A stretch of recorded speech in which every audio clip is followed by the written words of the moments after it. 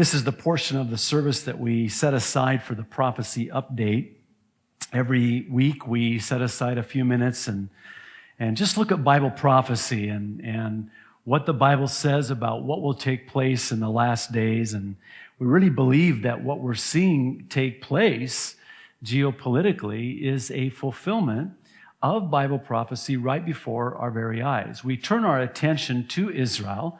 We see it as God's prophetic clock, as it's been said, and specifically the prophecies related to Israel that are taking place in the news today. You can't hardly not turn on the TV or log on to a website and not see something significant taking place in Israel. And so I'm going to look at something from Haaretz that was reported this last week on the 12th, Wednesday.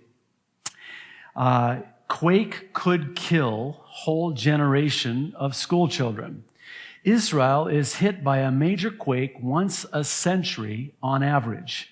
Last month, a 5.3 magnitude tremor was felt in most parts of the country, raising fears about the possibility of an imminent destructive earthquake.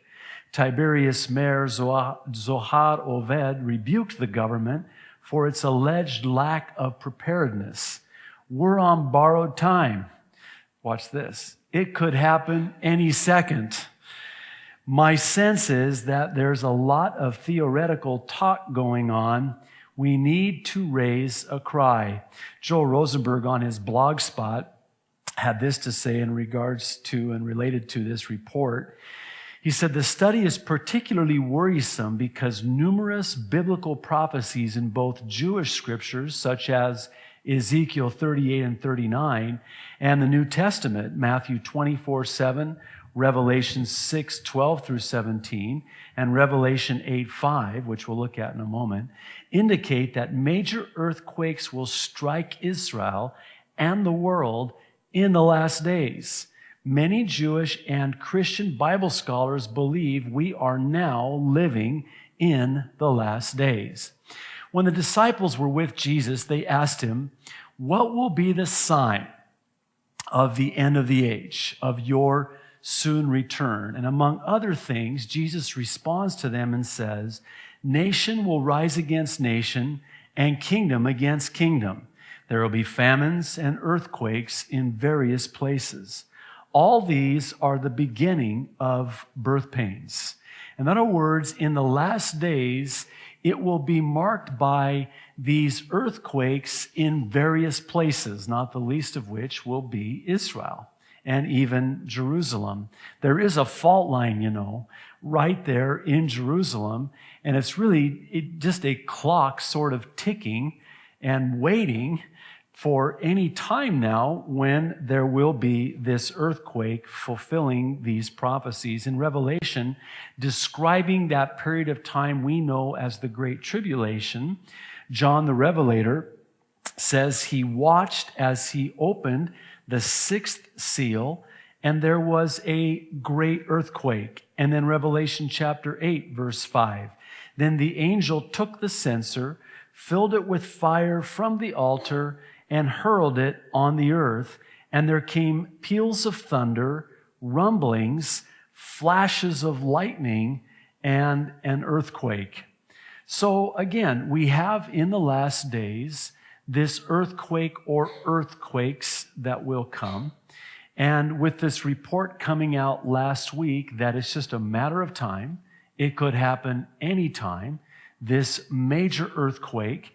Some believe it's very possible that this major earthquake in Israel, with the fault line where it's at in Jerusalem, could in fact alter the geography of none other than the Temple Mount, which would seem to maybe fit in with the possibility that the Jews would be allowed to rebuild their temple, which right now as it stands is where the Dome of the Rock stands.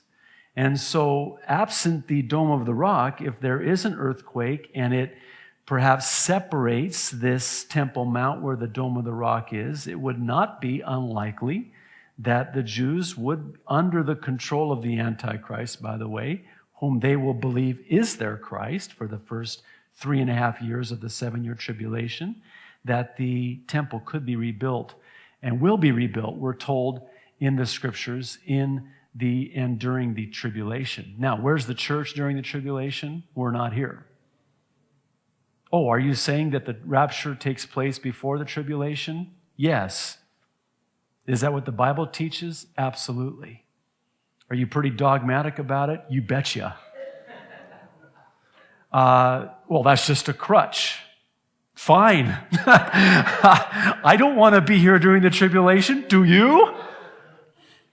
The Bible teaches that the rapture will take place before the 7-year tribulation.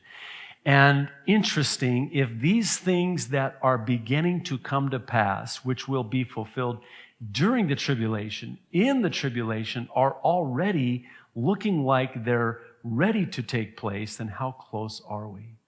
I really believe we are so close. And as we talked about last week, it's important that we occupy till he comes. I think it is imperative for believers to be as ready for the rapture of the church as if it were today, as we would be if it were not for another 10 years from now.